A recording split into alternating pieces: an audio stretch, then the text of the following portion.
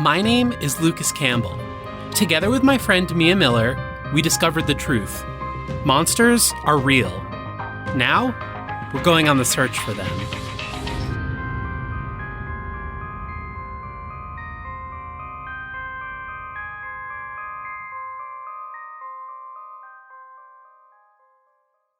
We had spent the past 2 weeks in Texas investigating sightings of the Chupacabra. Turns out, the so-called Chupacabras were just sick dogs. Dogs that had been mutated by some kind of never-before-seen disease. So we were now heading down to Mexico in hopes of finding the cause of this sickness. You know what's behind this, don't you? No, what? The Chupacabra? The real Chupacabra. It has to be. Why? Because the animals are drained of blood? Yeah.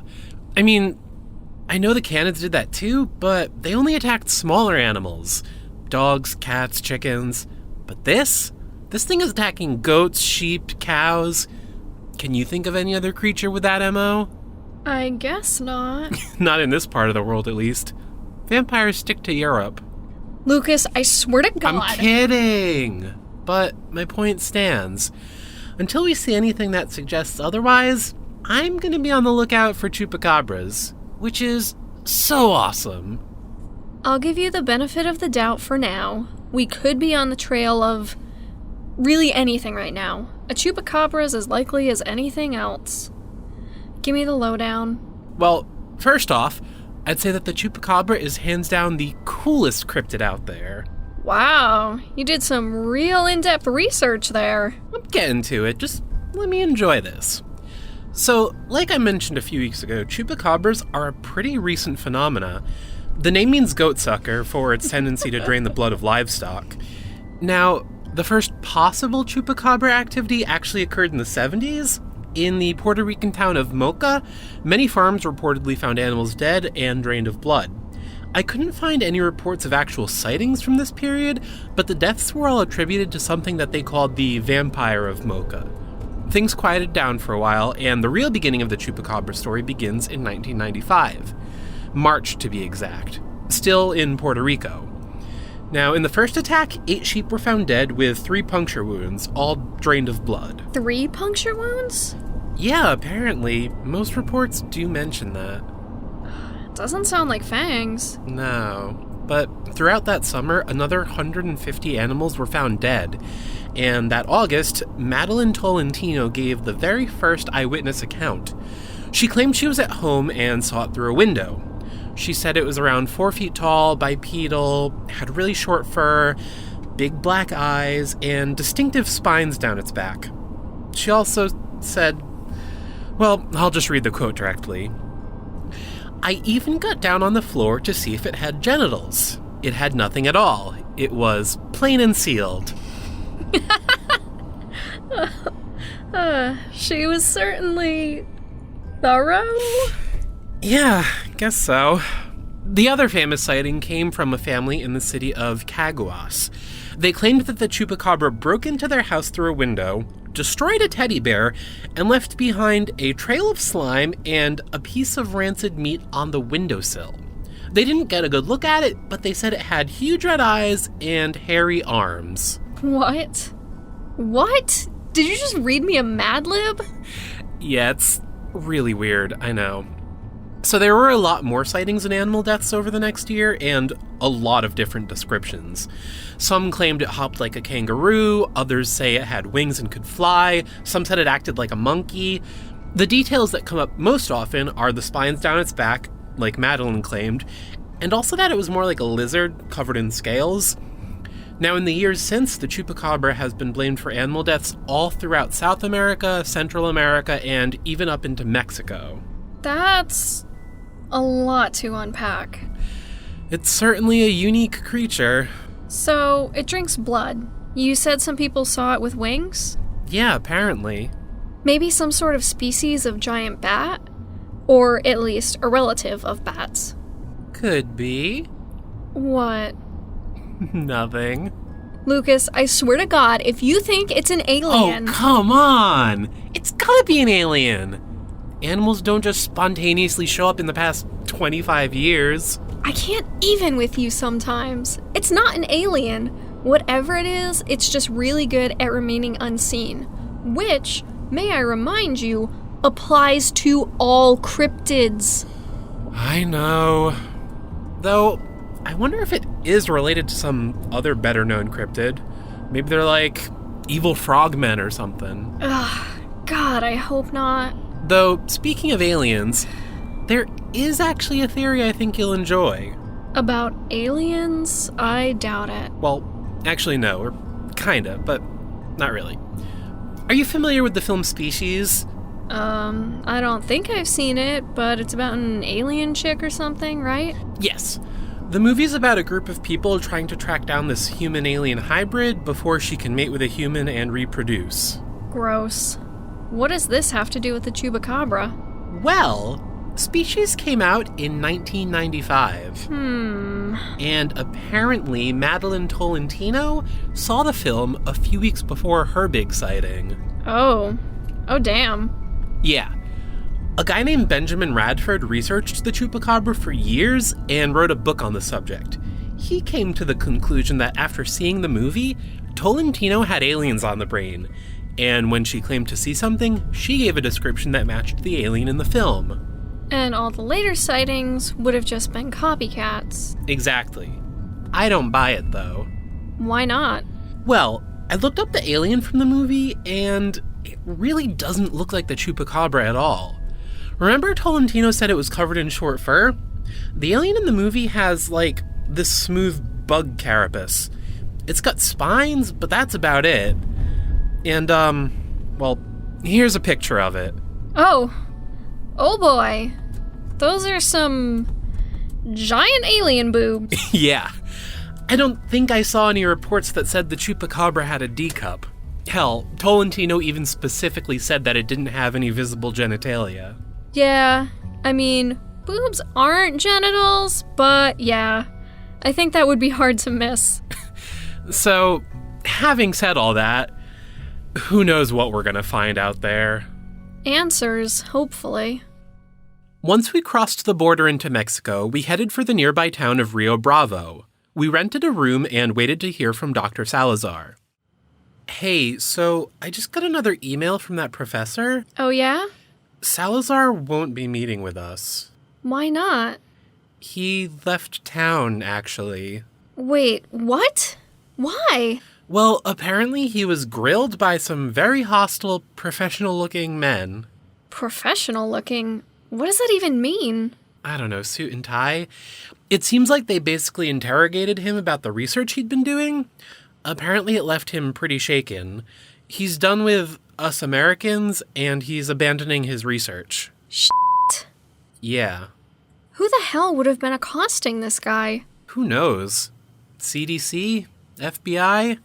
Any one of the 100 other government organizations with a 3-letter acronym for a name? I mean, we are dealing with some sort of unknown disease. Wouldn't surprise me if the government got wind of it and wanted to make sure it wasn't a danger to humans. Yeah, that's a good point. So, do you remember enough Spanish to interview anyone? No. Neither do I. Guess we're really on our own this time. Given that the cause of this Candid disease was pretty consistently moving, we knew that at any point it could decide to leave town and travel somewhere else. The sun had nearly set by the time we got that email, but between the potential time limit and the fact that Chupacabra attacks were usually reported at night, we thought it was best to get into the field as soon as possible. You sure this is the right place? Yeah. As best as I can tell from Google Translate, this is the only farm that's reported losing livestock so far.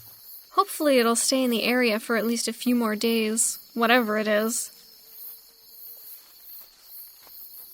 Do you think it's okay that we're trespassing on this guy's land? There weren't any fences, and I didn't see any signs. Besides, we're researchers. This is for science. Dude, science is not a get-out-of-jail-free card. It's not? Very funny. Listen, do you want to ask the landowner if we can look for a mythical creature in a language that you don't speak? No. I didn't think so. Neither do I. So we're trespassing. We explored the land for a few hours until we heard something that caught our attention. You heard that, right? I think it's coming from this direction. Is that a cow? I think so, yeah. Poor thing. That didn't sound good. Get the dart gun ready. On it. Shit, there it is. 3 puncture wounds. Just like you said. This must have just happened. So where is it? Good question. Ah!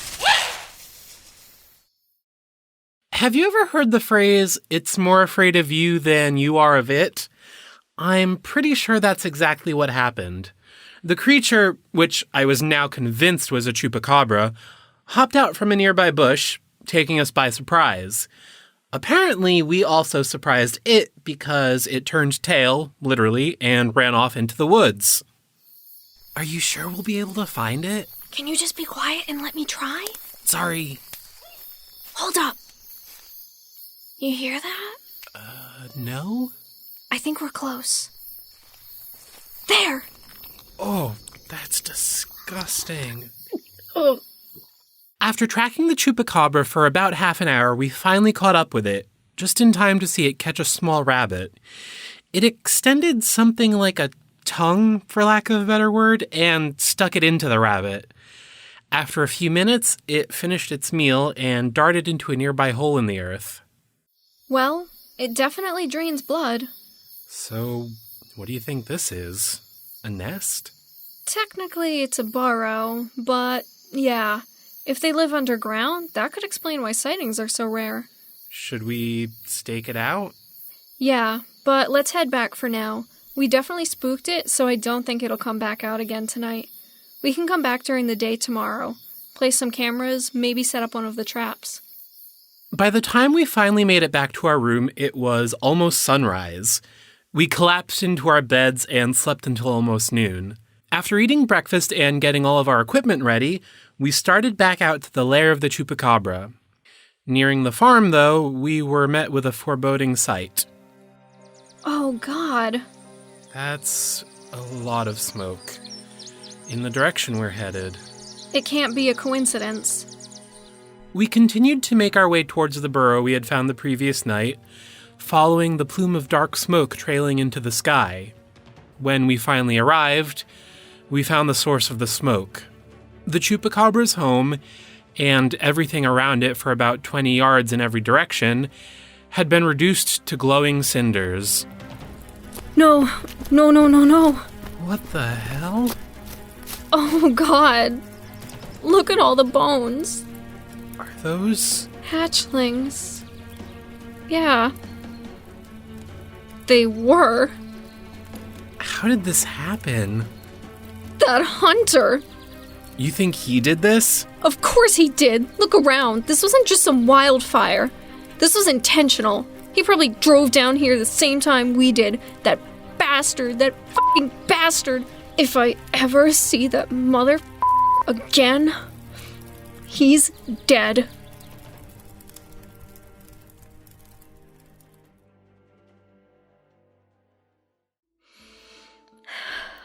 Okay.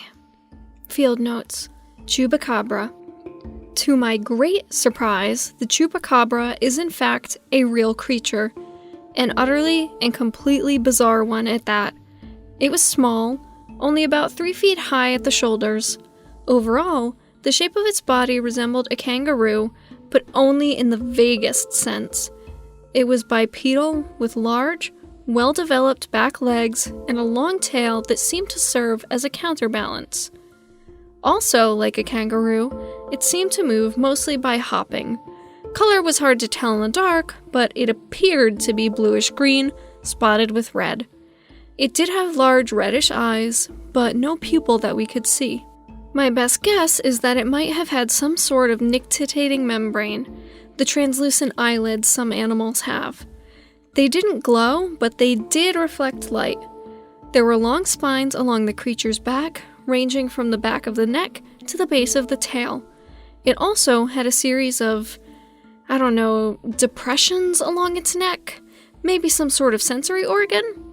The most unnerving thing about the Chupacabra was its mouth. Initially, it appeared to have a beak, but when it caught that rabbit, the beak, or what I thought was the beak, came out of its face.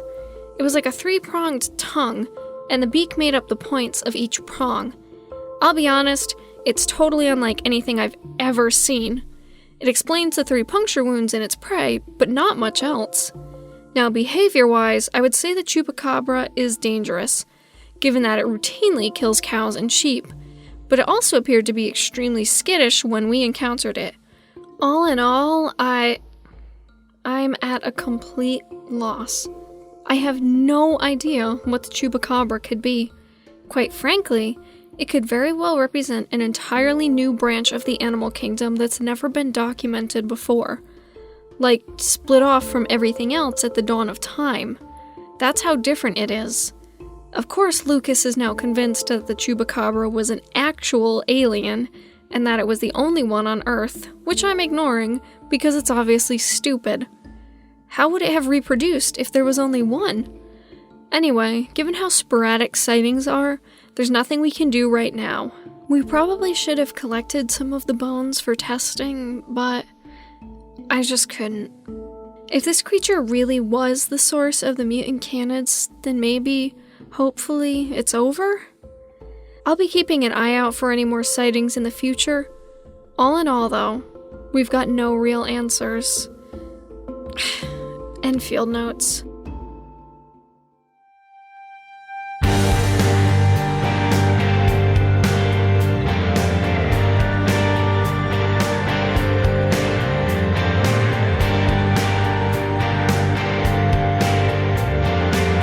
The Cryptid Cases has been a production of Little Giant Monsters.